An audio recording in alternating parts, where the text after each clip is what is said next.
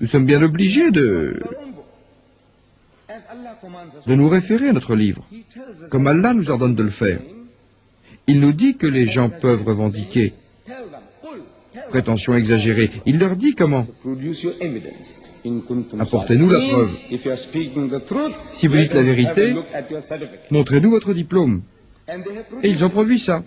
Ils l'ont fait. Quoi? La Sainte Bible, traduite en 2000 langues différentes. Je ne peux imaginer qui que ce soit, arabe, indonésien, bengali, etc. Ils ont la Bible dans votre langue. Voyez ma Bible, elle dit ceci, ma Bible dit cela, ma Bible dit ceci, ma Bible dit cela. Alors jetons un œil sur la Bible. Il y a un chapitre dans la Bible spécialement consacré à ce sujet, la résurrection de Jésus. S'il n'y a pas mort, il n'y a pas résurrection. S'il n'y a pas crucifixion, il n'y a pas résurrection. Alors ce chapitre se trouve être dans le Nouveau Testament, première aux Corinthiens, épître 15. Dans quelques Bibles, le titre d'introduction à ce chapitre est « La résurrection du Christ ». Paul, Saint Paul, au verset 3, dit « Le Christ est mort pour nos péchés, selon les Écritures. Il a été enterré et ressuscita le troisième jour, selon les Saintes Écritures. » Verset 14 dit que si le Christ n'est pas ressuscité d'entre les morts, le sermon est vain, et notre foi est vaine. C'est ce qu'il disait aux chrétiens. Cela signifie que nous n'avons rien si le fait que le Christ n'est pas mort et qu'il n'a pas ressuscité. Tout cela, c'est du vent. Du vent. Les Américains diraient foutaise. Tout cela n'est que foutaise si tout cela n'est pas arrivé. Dans le verset, Paul demande, il pose une question, il dit, quelqu'un peut poser raisonnablement la question, comment les morts ressuscitent-ils? Sous quelle forme vont-ils revenir? Et dans le verset 42, il répond. Il répond à sa propre question.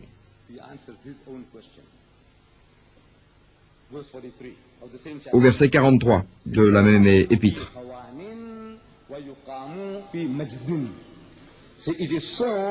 Il est dans la terre, le cadavre est en terre, souillé, et il ressuscite dans la gloire.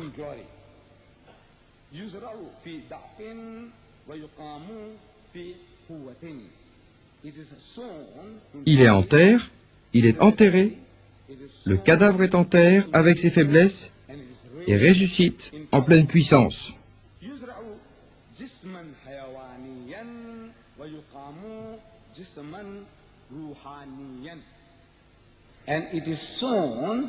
Il est en terre, enterré, en tant que corps physique, et se lève en esprit. J'aimerais savoir ici s'il y a quelqu'un qui a besoin d'un dictionnaire pour comprendre ça. Il est en terre, enterré, son corps physique, et puis il se lève en esprit. Je vous demande, vous avez besoin d'un dictionnaire? Vous avez besoin d'un Didi pour ça, ou d'un Didat pour ça? Faut-il que je vous l'explique? Non. C'est un simple état de fait. Les rois et reines d'Angleterre de la version autorisée du roi Jacques. Alors maintenant, qu'est-ce que Paul nous raconte au sujet de cette résurrection? Que ce sera un corps spirituel pour confirmer ce que Jésus avait déjà dit à ses disciples, les Juifs. Mais Paul ne l'avait pas devant lui, parce qu'il devait être la première personne à commencer à écrire ses épîtres à son sujet. Il en a écrit 14 différentes, 14 livres différents du Nouveau Testament, plus de 50%. Il n'a pas su, il n'a pas entendu, il n'a pas lu. Mais Jésus avait dit exactement la même chose. On lit ça dans l'Évangile selon Saint Luc, chapitre 20, verset 36. Les Juifs venaient vers lui, dans une certaine attitude, le défiant par des énigmes, le prenant pour un idiot. Maître, est-ce qu'on doit payer la taxe à César ou pas? Maître, nous avons trouvé cette femme, nous l'avons prise sur le fait, qu'est-ce qu'on doit faire? Maître ceci, maître cela, etc. Ils le mettaient toujours à l'épreuve. Maintenant, ils viennent à lui avec une autre énigme, une autre attitude, en disant, « Maître, Rabbi en hébreu, il y a une femme parmi nous, et cette femme a eu 7 maris. Selon la tradition juive, si le mari meurt et qu'il ne laisse pas d'héritier, c'est son frère qui épouse sa femme. Quand celui-ci disparaît, vient le 3e, quand à son tour il meurt, c'est alors le 4e, puis le 5e, puis le 6e, puis le 7e. 7 types ont eu cette femme. Mais cela n'a posé aucun problème, parce que c'était chacun leur tour. Alors il demande à Jésus, lors de la résurrection, quel type va retourner vers elle, puisqu'ils l'ont tous eu. Ainsi, si tu l'as eu ici, tu la veux pour toi là-bas. C'est ça l'image qu'il donne à Jésus. Quel type va pouvoir se l'approprier de l'autre côté, parce qu'il y a eu 7 types qui vont se réveiller en même temps. 7 types en même temps. Et quand ils se réveillent tous en même temps, ils voient cette femme, ils vont tous dire « Oh, mon épouse, ma chère, ma chérie », alors il y aura la guerre au ciel entre les 7 frères qui diront « Je l'ai, c'est la mienne », ils diront chacun à leur tour « Je l'ai, c'est la mienne ». Il y aura la guerre au ciel entre les 7 frères, donc ils veulent savoir de Jésus quel homme va garder cette femme de l'autre côté. En réponse à cela, Jésus dit « Aucun d'eux ne mourra plus jamais ». Ce qui veut dire qu'une fois ressuscités, ils deviennent immortels. Car un mortel qui a eu ses besoins de mortel, nourriture, abri, vêtements, sexe, repos, sans tout cela, plus d'Anglais, plus de Pakistanais, plus d'Américains, fini. J'ai dit que le corps sera immortel. Plus besoin de nourriture, d'abri, de vêtements, de sexe, de toutes les choses que nous connaissons. Car ils seront égaux parmi les anges. Car ils seront égaux parmi les anges, ce qui signifie qu'ils seront angélisés. Ils vont être spiritualisés. Ce seront des êtres spirituels. Ils seront de purs esprits, car ils seront les égaux des anges, les enfants de Dieu, car c'est comme cela qu'on considère les enfants de la résurrection, de tels purs esprits. Luc chapitre 20, verset 36. Paul dit que les corps ressuscités sont des esprits. Jésus dit que les corps ressuscités sont des esprits. Je dis que les corps ressuscités sont des esprits. J'aimerais bien entendre une seule voix qui me contredise ici, dans cette grande salle. Ainsi, moi je dis qu'ils crient que les corps ressuscités ne seront pas spiritualisés, mais qu'ils ressusciteront physiquement. Avant de continuer, je veux un accord à 100% de tous et de chacun pour dire que la résurrection est spirituelle. Comme le dit saint Paul, ce sera spirituel comme le dit Jésus. Par ce corps, vous êtes comme moi. Y a-t-il quelqu'un pour me contester? Oui? Qu'est-ce que vous dites?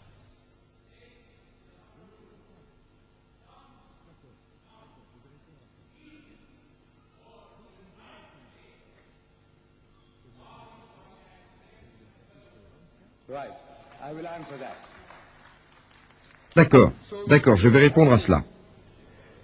Donc nous allons au Cénacle. Comme l'a dit notre frère, c'est le chapitre 24, verset 36, selon Luc. Alors Jésus entre dans le Cénacle.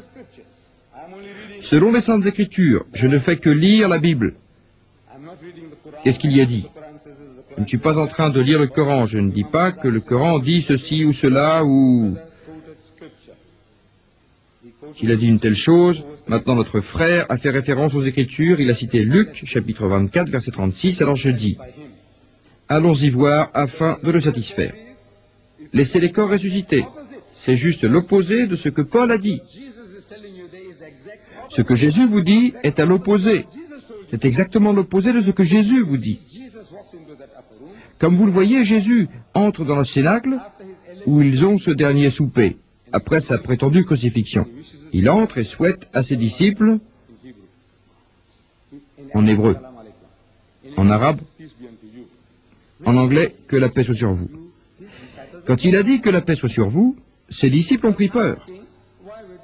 Aussi, je vous demande, pourquoi ils ont été terrifiés? Parce que, quand vous rencontrez votre maître perdu depuis longtemps, votre oncle, votre grand-père, les Arabes, les Juifs, vous pourriez voir le spectacle que ça donne. Vous savez, quand quelqu'un de nous embrasse un autre, Nous nous embrassons les uns les autres, les Juifs font la même chose. Alors, au lieu d'étreindre Jésus, l'embrasser, comme les Juifs et les Arabes le font, ils ont eu peur. Je voudrais savoir pourquoi ils ont été terrifiés. C'est très inhabituel. Quand vous rencontrez votre maître, votre star, votre gourou, quel qu'il soit, pourquoi seriez-vous terrifiés? Ainsi, Luc nous dit qu'ils avaient peur parce qu'ils pensaient qu'il n'était qu'esprit. Je ne fais que citer. Ils ont pensé que c'était un esprit. Ils ont pensé. Alors je me demande, ressemblait-il à un esprit? Ressemblait-il à un esprit? En 40 ans, pas un seul chrétien qui est ça, pas un seul. Je dis, est-ce qu'il ressemblait à un esprit? Ils disent non. Je dis, pourquoi devrait-il penser que l'homme est un esprit quand il ne ressemble pas à un esprit? Au moment des questions, on vous donnera le temps au moment prévu. Au moment des questions, s'il vous plaît, restez tranquille.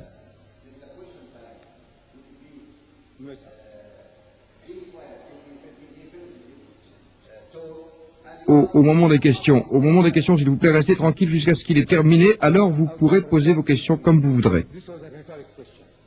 Mon frère, c'est un malentendu, ce n'était que de la rhétorique.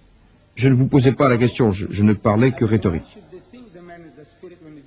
Alors je disais, pourquoi devrait-il penser que l'homme est un esprit quand il ne ressemble pas à un esprit? La réponse est que les disciples de Jésus avaient entendu. Ils avaient entendu dire que leur maître avait été mis en croix.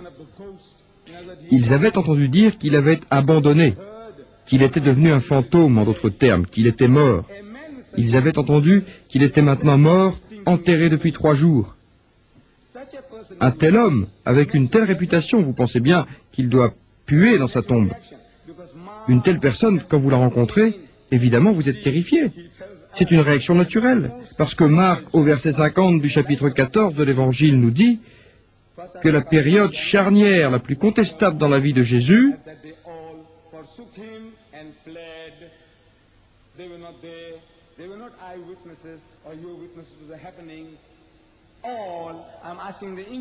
est qu'ils l'ont tous abandonné et se sont enfuis. Il n'était pas là, il n'y avait pas de témoins oculaires, ou bien vos témoins sont des témoins par accident. Le mot « tout », je vous le demande, monsieur l'anglais, est-ce que le mot « tout » signifie « tout » dans votre langue? Il a dit oui. Je demande à un Zoulou dans mon pays, est-ce que « banque » signifie « banque » dans votre langue? Il a dit oui. Maintenant, je demande à un Africain, est-ce que « almen » signifie « almen » dans votre langue? Il a dit oui. Est-ce que « col » signifie « col » dans votre langue? Il dit oui. Ainsi, il n'était pas là. C'est ce que Marc nous dit. Ainsi, ce qu'ils savent ne venait que de oui dire. Ils avaient entendu dire qu'un homme était mort depuis et enterré depuis 3 jours. Et ils s'attendaient à ce qu'il pue dans sa tombe. Alors quand vous voyez un tel homme, naturellement, vous êtes terrifié. Alors Jésus cherche à les persuader que ce n'est pas ce qu'ils pensent. Ils pensent qu'il est revenu de chez les morts, ressuscité. Alors il dit, regardez mes mains et mes pieds. Je suis bien moi-même, je suis bien le même compagnon, l'homme stupide, pauvre fou. Mais qu'est-ce que vous avez fait? Qu'est-ce qui vous fait peur en moi? Touchez-moi, regardez. Pour un esprit qui n'a ni chair ni eau, voyez comme je suis. Ils l'ont palpé, il n'en revenait pas de joie, ce qui signifie qu'ils étaient tous joyeux, et se demandaient ce qui lui était arrivé. Nous pensions que l'homme était mort et enterré. Alors il dit, est-ce que vous avez mangé?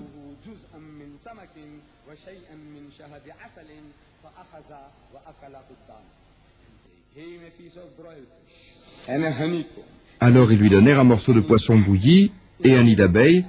Il les prit et il les mangea en un clin d'œil.